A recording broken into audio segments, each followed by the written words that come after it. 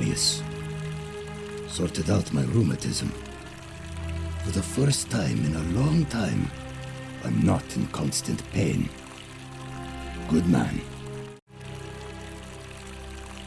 See you around.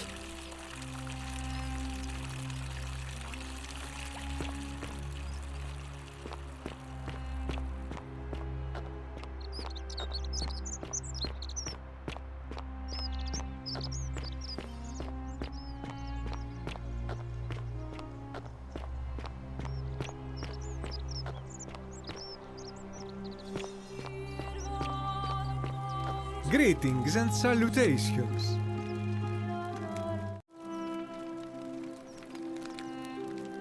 Galerius, did you know he saved the life of my young friend Fabia? The man is a hero. I hope that our paths cross again soon, my friend.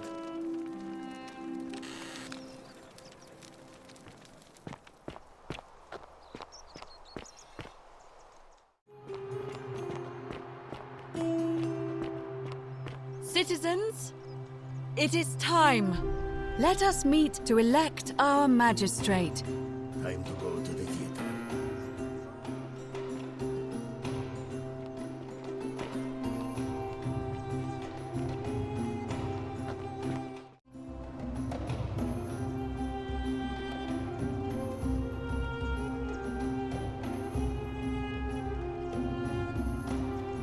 Citizens, we have a quorate body of voters gathered here to elect the city's magistrate.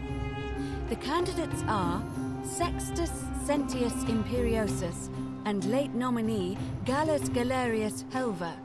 Marcus Malleolus Gurges withdrew his candidacy earlier today. As agreed, we shall dispense with ballots and candidates will abstain from voting.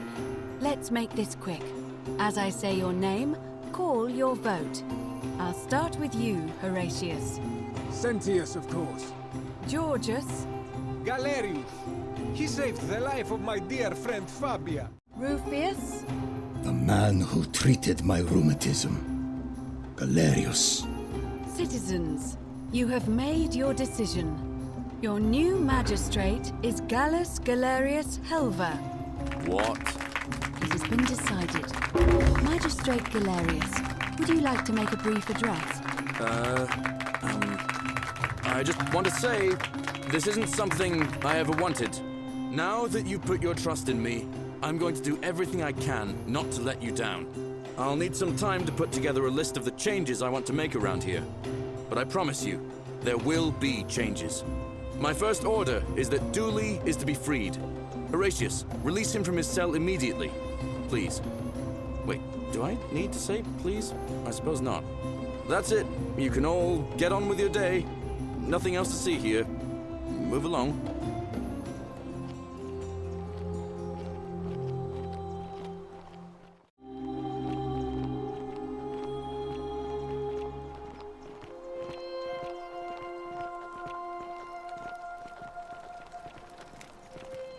Fortune smiles on you today, Julius. Magistrate Galerius here has ordered your release. You're going to let me out of here? I'm sorry it took so long, my friend. And it wouldn't have happened at all if it wasn't for a newcomer. So be sure to offer your thanks when you can. I will. I will. Thank you, Galerius. I'm so happy. I'd love to stay and chat, but I've got a lot of work ahead of me. Why don't you go to the baths? Then tell Georgius I said you could have some new clothes. Then I want you to go home and rest. I'll speak with you soon, Dooley.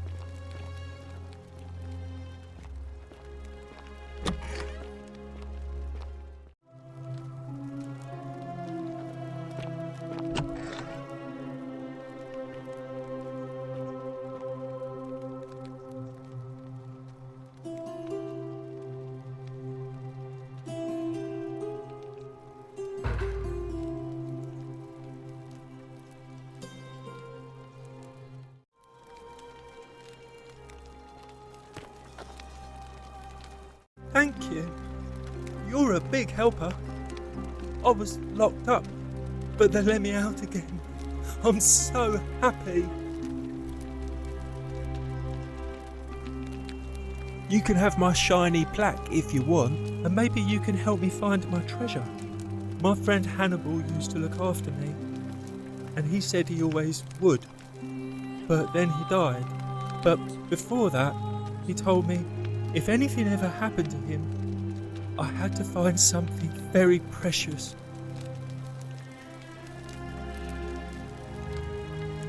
He gave me a key to the cisterns and told me to keep it safe. He said there's something very precious way up high. Please help me find it. Please. I had to keep it a secret until I found someone I could trust.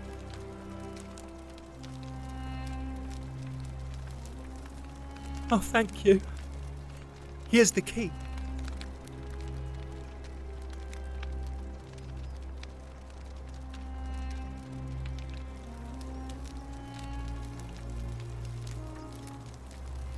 I hope you find it. In the cisterns, way up high, Hannibal said. Oh, look over there. Something shining. Is it treasure? Maybe it is treasure. I could see it for myself. So pretty. And it's just lying out here in the open. Maybe nobody wants it anymore. Maybe no one will mind if I just take it. Don't you dare. The many shall suffer for the sins of the one.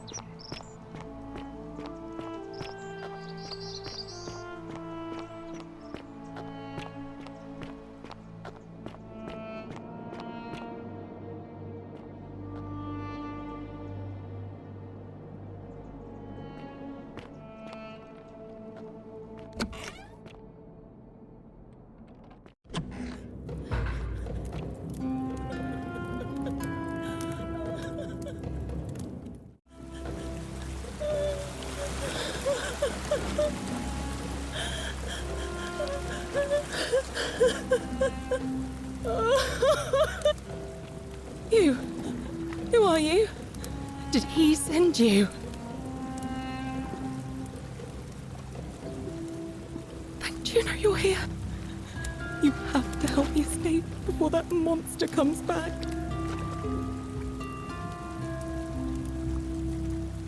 I'm Scintilla. I found a way out through the Gate of Horn, but it's locked. So I told him about it, and instead of helping me escape, he locked me up. He wants to keep us all here forever, or until we're turned to gold. He's a monster. You have to let me go so we can kill him and take his key. Sentius, my adoptive father. Furies help me. I'll castrate and crucify him.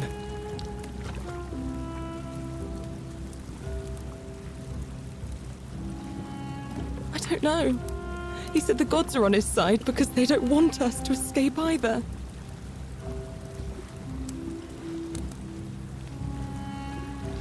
Behind me, there's an aqueduct tunnel bringing water from outside the city, so it should lead us outside. The only problem is it's barred by a heavy locked gate, and he has the only key.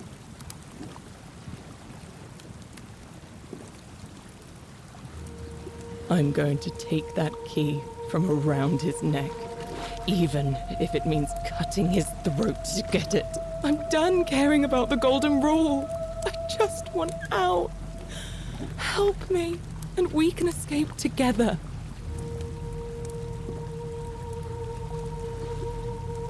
There won't be enough time. Just you and me. What do you say?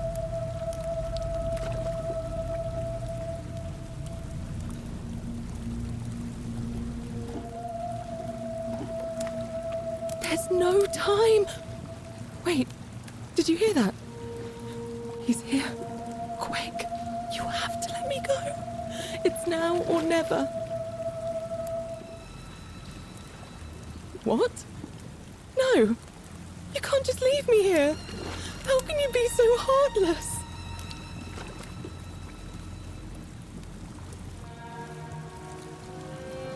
It's no use. You'll never persuade him of anything. I'm telling you, he's a monster. Please. You're making a mistake.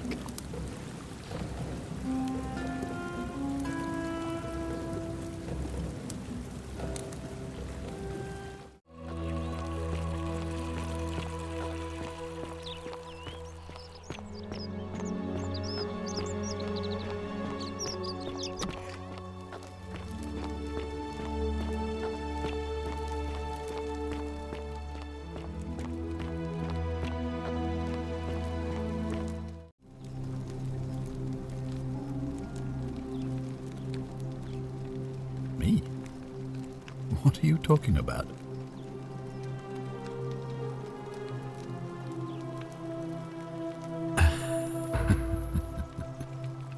You know, you remind me of him.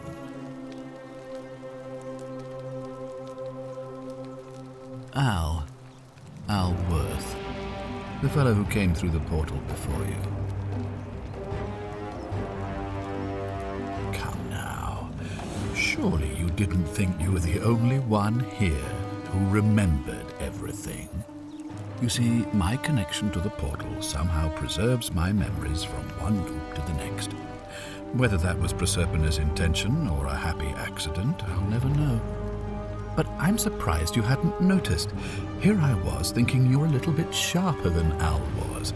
Or perhaps you're just more willing to break the rules.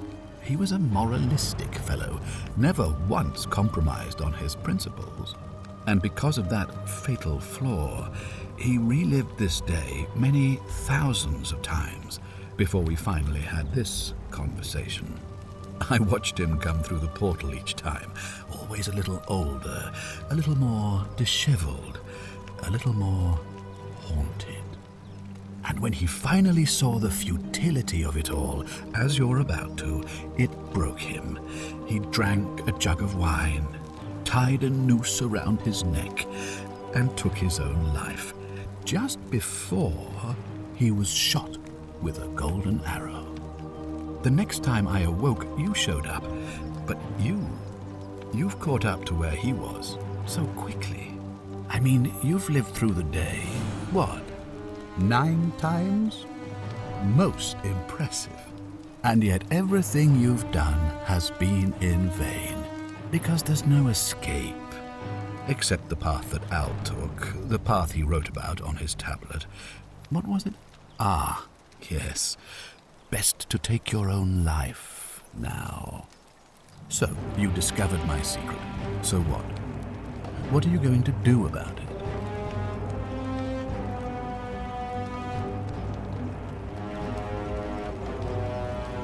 Why? Isn't it obvious? Because I have grown attached to all this.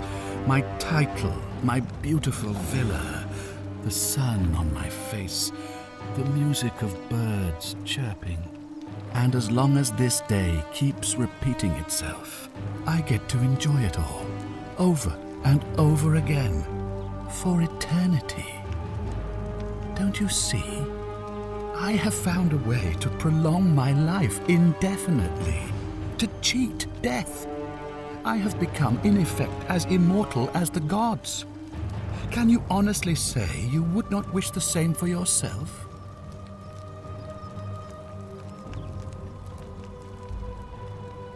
And why would I agree to that?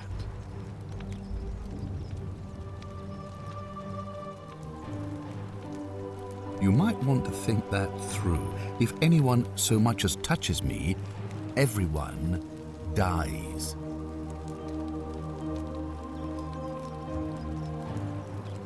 Oh, you and your pathetic morality. Nobody cares about your opinions or what happens, where you're from. least of all, me. Understand that to me, you've never been anything more than a useful idiot, and you're no longer useful.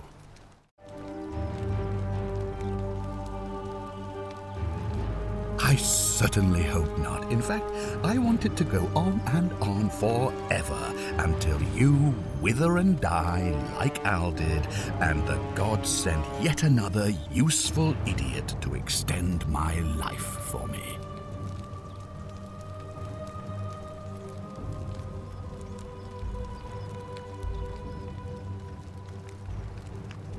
What are you going to do? Beg the gods for help? They don't care about you, and neither do I. Now, get out of my villa. I'm bored with you.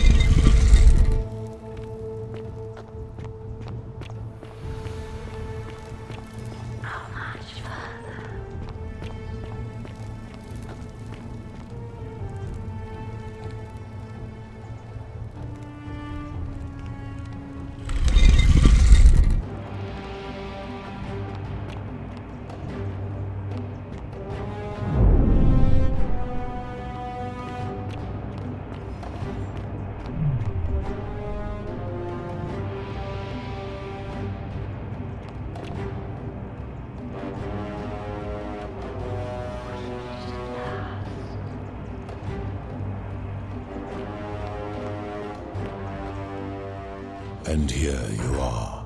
Allow me to introduce myself. As you have already gathered, I've been known by many names. Nergal to the Sumerians, Osiris to the Egyptians, Hades to the Greeks, and Pluto to the Romans.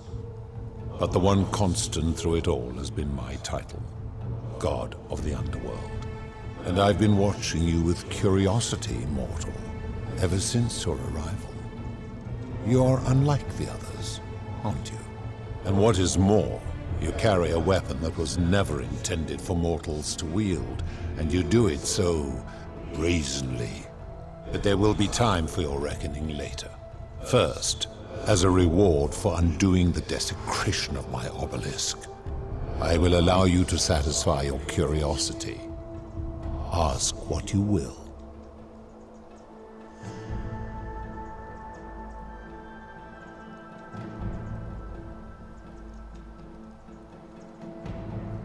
My story is many thousands of years long. You will need to be more specific. What do you wish to know?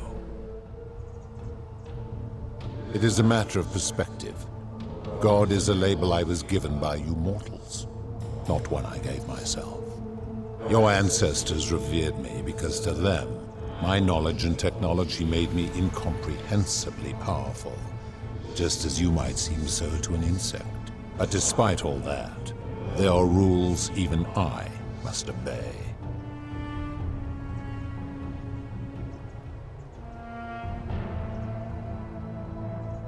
My kin and I all adopted this form long ago, so that we might better understand and communicate with your kind.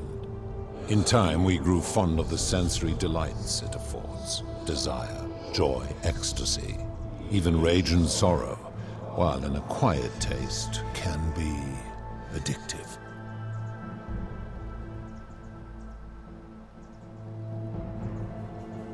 No. Long ago I swore to Proserpina that I would remain in this form for as long as we remained among your kind. I must honor that.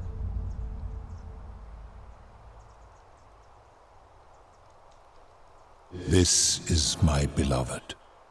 Like me, she has been known by many names.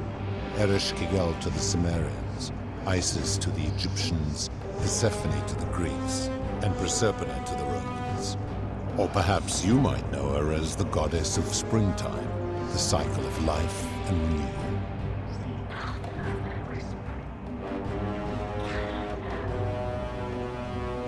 Your gaze lingers too long.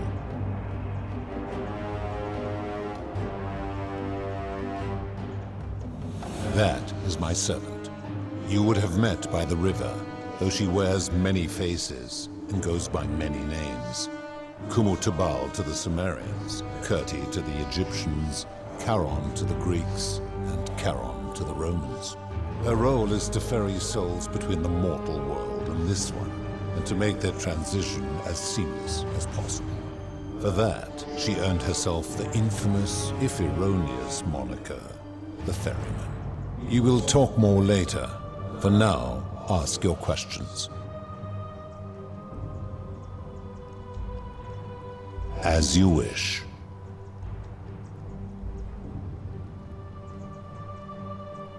It has come to be known simply as the Underworld, and it exists because of a wager I made long ago.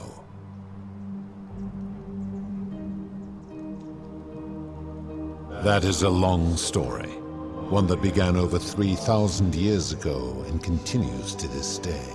You see, long ago my kin and I set out from our home on Elysium to search for other forms of life among the stars. We discovered your planet and witnessed your kind evolving from primates into something lawless and barbaric. You all but destroyed yourselves, your 2 short lives being extinguished by violence and ignorance and disease. Yet Proserpina saw raw potential in you, and persuaded the rest of us it would be squandered without our intervention and stewardship. So we revealed ourselves to your people in a place called Sumer. We offered guidance in agriculture, toolcraft, and law, and you called us gods. For a time you flourished, but soon you were too many for us to oversee. And as you spread from that cradle of civilization, we saw something disturbing. We had sown the seeds of dependency and confusion, and soon you returned to your old ways of violence and ignorance, this time in our name. My kin had seen enough, and gave up on your kind, condemning you as barbaric and chaotic, scarcely more than animals. We began preparations to return to Elysium, our home world, a utopia unspoilt by conflict and unimaginable in its beauty. But my Proserpina could not bear to abandon your kind without guidance, and knowing it would force the rest of us to leave her behind, she made an extraordinary sacrifice. She gave up her immortality to descend permanently to the ranks of humankind. And so she began her inescapable trajectory toward death. Horrified, I acted swiftly. I placed her in suspended animation in a deep frozen sleep to prevent age and sickness from claiming her. And then I pleaded with Proserpina's father, who the Romans called Jupiter, to bring her with us to Elysium. It was and is my hope that once there, we might one day learn to undo what she has done to herself. But he refused. I did everything I could to persuade him, but he would not relent. He would rigidly uphold his final pronouncement. Humans were unworthy of ascension to Elysium, and no exceptions would be made. But seeing that I was aggrieved, he proposed a wager, the terms of which were as follows. If even one human city could prove itself capable of living without sin for a single year, then Proserpina and all of humanity would be permitted to join us in Elysium. My part would be to remain behind, the last of my kind, to watch over you, without interfering, and to sit in silent judgment. And so my reward has been to languish here, enduring a 3,000-year winter, waiting for the day your kind proves itself worthy of her faith in you, so that I might take her with me to Elysium and unthaw my goddess of springtime. And here I am, after all this time, still waiting.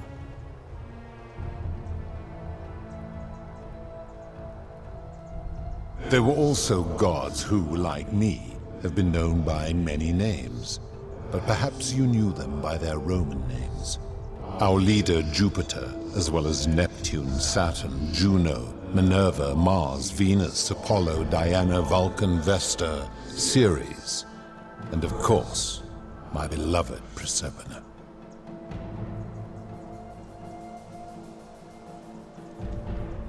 As the first wave of your kind arrived from Sumer, I had them build a city in their own fashion, so that they might be comfortable and recreate their lives here. I had them build the entrance as a vertical shaft leading to baths, to cleanse them of the sins of their former lives, and to prevent escape.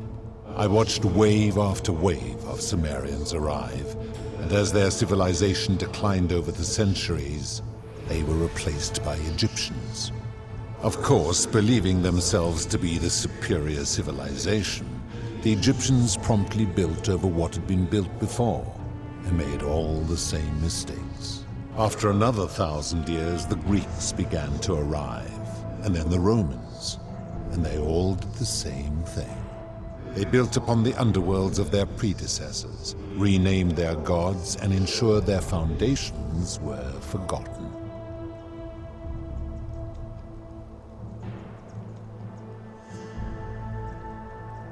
To ensure the wager was fair, it was important that my subjects were chosen at random. To this end, I had my servant distribute 1,000 tokens fashioned from silver, a rare element at the time, across all of Sumer. Whoever died while in possession of one of them would be located by my servant and ferried to this place, with no memory of how they arrived. As the tokens were discovered, they were traded, smelted, and fashioned into trinkets, and eventually coins, spreading to Egypt like seeds on the wind.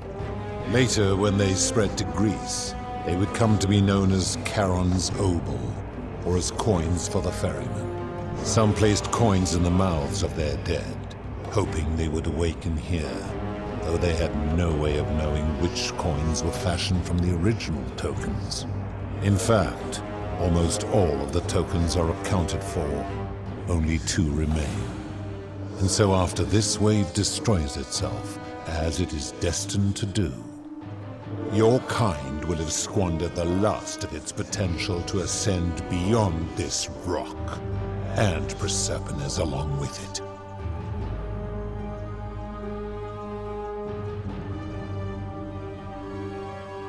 It is a regrettable story.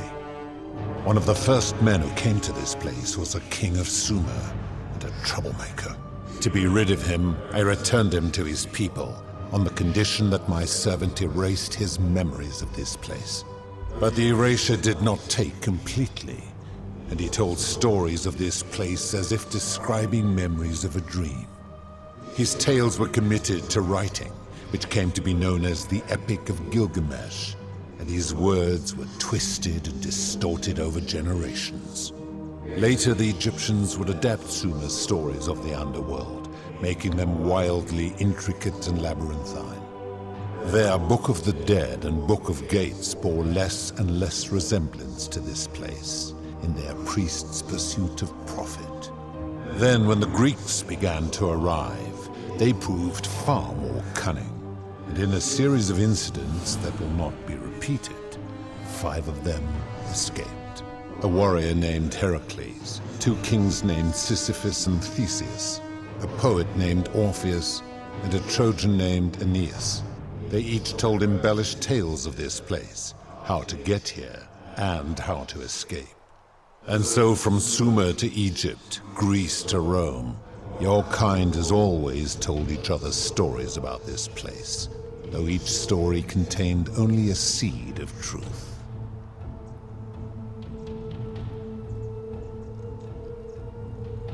Of course,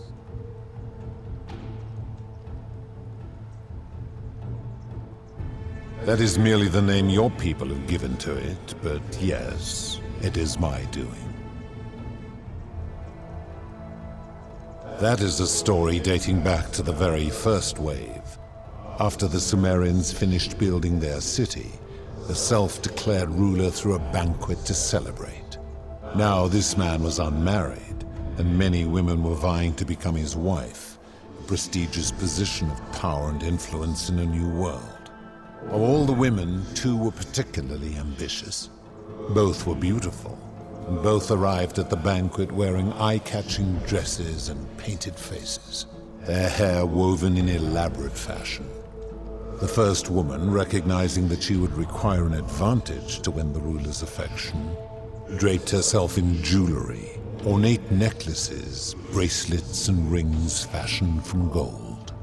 Seeing this ostentatious display, the second woman grew envious, for she had no such jewelry at her disposal. She prayed aloud to any gods that would listen to cover her in gold, and when her prayer went unanswered, she took matters into her own hands. While the others indulged at the banquet, the second woman summoned the first for a discussion in a quiet place. She checked that nobody was watching, and pushed her rival from the top of the ziggurat, where she broke her neck on the rocks below. But I was watching, and I decided to answer her prayer. I took the golden bow left behind by Diana, and I shot that woman in the heart, covering her from head to toe in a layer of molten gold. And I left her to stand there, that she might serve as a grim reminder of what befalls those who sin in my domain. But that was not enough, for the entire city was tainted by her sin, and the wager could no longer be won. So I had no choice but to wipe the slate clean. I gilded them all, to make way for a new wave, and began the wager again. And to this day, each of them, and all who came after, line the halls of this city, inanimate but conscious, suspended in time with only their sight and hearing preserved, so they may bear witness to and lament the folly of your kind for eternity, as silent golden sentinels.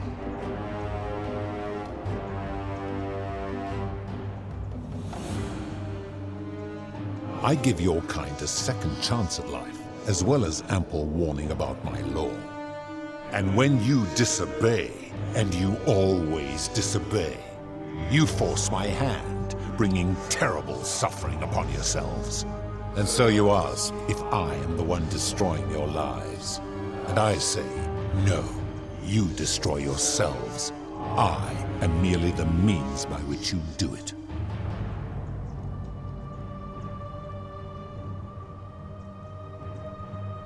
When my kin departed, they left behind many relics which I inherited. A consolation prize of sorts. The golden bow originally belonged to one of my kin, who the Romans called Diana. As my collection of golden statues grew, I chose the most ferocious among them, and equipped them each with a duplicate of her bow, and tasked them with hunting down the Forsaken at my behest. They became known simply as Furies.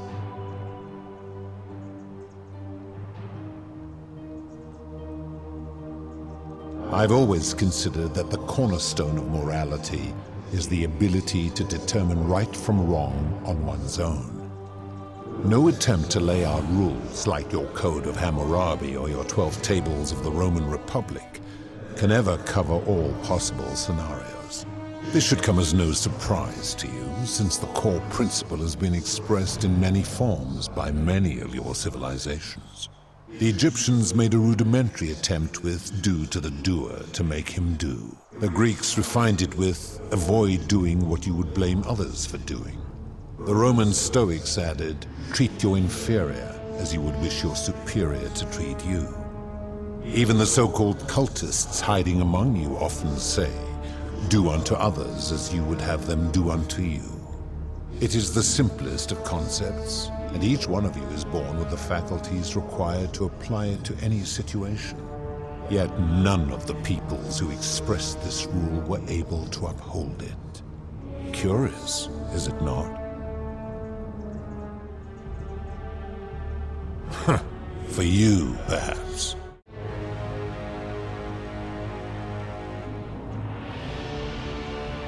I'm able to commune with all the statues in the city. Their ears are my ears, and their eyes are my eyes.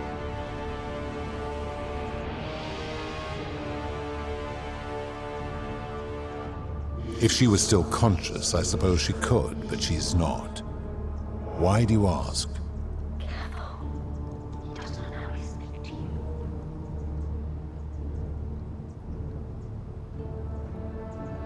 Then what an odd question.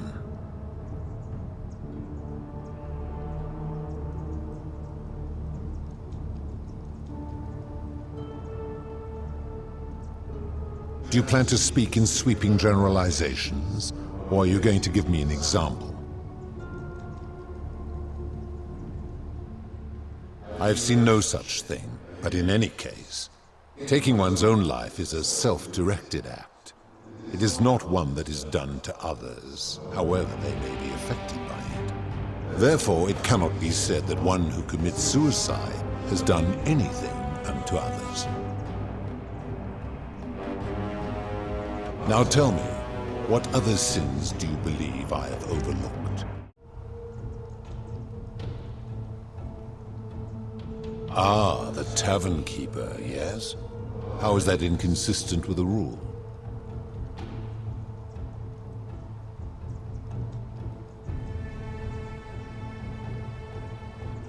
I disagree.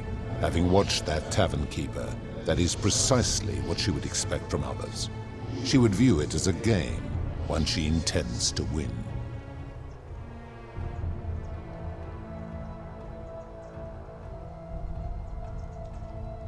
Applying this rule always requires speculation to some degree. It requires us to ask what another person would want if they found themselves in another situation.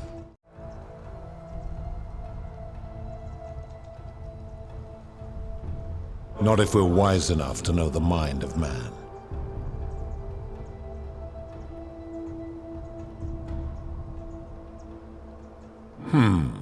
Supposing you're right, then my law has been broken, and I should turn you all to gold immediately. Is that what you want?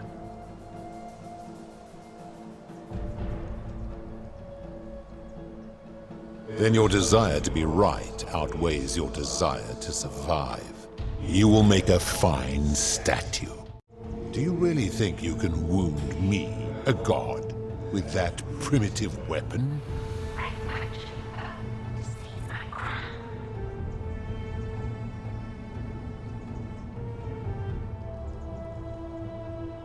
How dare you threaten her? This ends now. The many shall suffer for the sins of the one.